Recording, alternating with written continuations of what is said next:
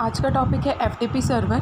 ठीक है, कल हमने देखा था कि एफटीपी क्या है। तो फाइल ट्रांसफ़र प्रोटोकॉल एक ऐसा मेथड जो दो कंप्यूटर के बीच में फ़ाइल शेयरिंग के लिए हेल्प करता है। ठीक है, तो अब आती है बात कि वो शेयरिंग के लिए हेल्प कैसे कर पाएगा। जाहिर सी बात है जब सर्वर उसको सपोर्ट करेगा तब।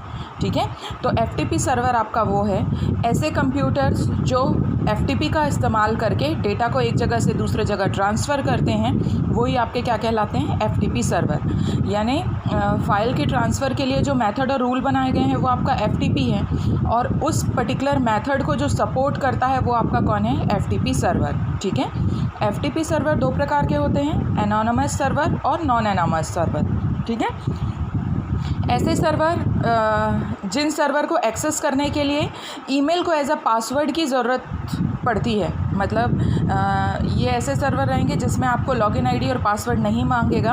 वो किसी भी यूज़र को फ्री करता है कि आप अपने फ़ाइल ट्रांसफ़र के लिए एक जगह से दूसरे जगह डेटा को सेंड कर सकते हैं, और सिर्फ शर्त ये है कि आपको अपना ईमेल एज अ पासवर्ड देना पड़ेगा।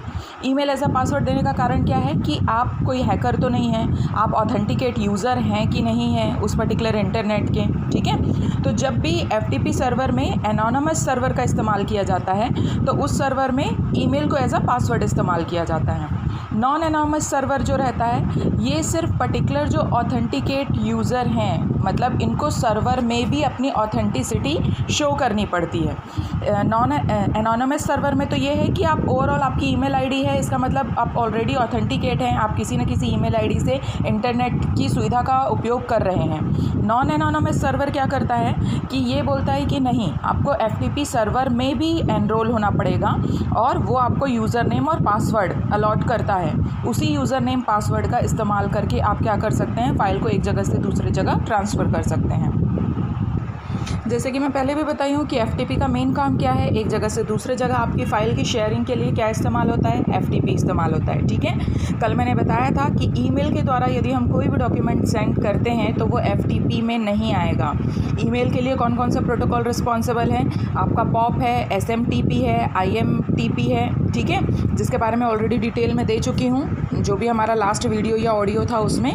ठीक है, एफटीपी का मेन उद्देश्य जो है वो यही रहता है कि यदि रिमोट कंप्यूटर है, रिमोट यानी डिस्टेंस पे यदि कोई कंप्यूटर है या कोई नोड है, वो उसको हेल्प करता है कि एक जगह से दूसरी जगह फ़ाइल का क्या कर सके, शेयरिंग कर सके। ठीक है, ज़्यादा विश्वसनीय है एज़ कम्पेयर टू ईमेल, या फिर आप और जो दूसरी फ़ाइल शेयरिंग करते हैं, शेयरइट या ब्लूटूथ, ये सब की अपेक्षा जो आपका एफटीपी प्रोटोकॉल है वो ज़्यादा सेफ़ और ज़्यादा सिक्योर है। ठीक, अब जो है एफटीपी पे जो बेस्ड है वो एप्लीकेशन कौन कौन से हैं, शायद ही आप लोगों ने नाम सुना होगा। ट्रांसमीट करके एक सॉफ्टवेयर आता है, फाइलज़िला सॉफ्टवेयर आता है, आपका विंसेप सॉफ्टवेयर आता है, कोडा। इसके अलावा और भी कई एप्लीकेशन सॉफ्टवेयर हैं जो फ़ाइल ट्रांसफ़र के लिए हेल्प करते हैं। ठीक है, अब है आर्किटेक्चर फ़ाइल एफटीपी का, फ़ाइल ट्रांसफ़र प्रोटोकॉल का। आर्किटेक्चर में दो कंपोनेंट है आपके, एक एफटीपी क्लाइंट और दूसरा है आपका क्या, एफटीपी सर्वर। क्लाइंट और सर्वर इन दोनों की वर्किंग क्या रहती है एफटीपी प्रोटोकॉल में। क्लाइंट जो है वो कोई भी फ़ाइल को एक जगह से दूसरी जगह जाने के लिए रिक्वेस्ट भेजता है, किसको, सर्वर को। ठीक है, ये रिक्वेस्ट भेजता है, कनेक्ट करता है अपने रिमोट सिस्टम को, मतलब वो रिक्वेस्ट भेजता है कि मैं इस पर्टिकुलर सिस्टम पे डेटा भेज रहा हूँ। सर्वर को रिक्वेस्ट करता है कि उस सिस्टम तक मेरे डेटा को अपलोड या फिर डाउनलोड करने की अनुमति दी जाए। ठीक है, तो ये किसका काम है, आपके एफटीपी क्लाइंट का। अब एफटीपी सर्वर क्या करेगा, जाहिर सी बात है क्लाइंट ने रिक्वेस्ट की है, एफटीपी सर्वर चेक करेगा कि रिक्वेस्ट किया हुआ जो डेस्टिनेशन है वो सही पोर्ट पे है कि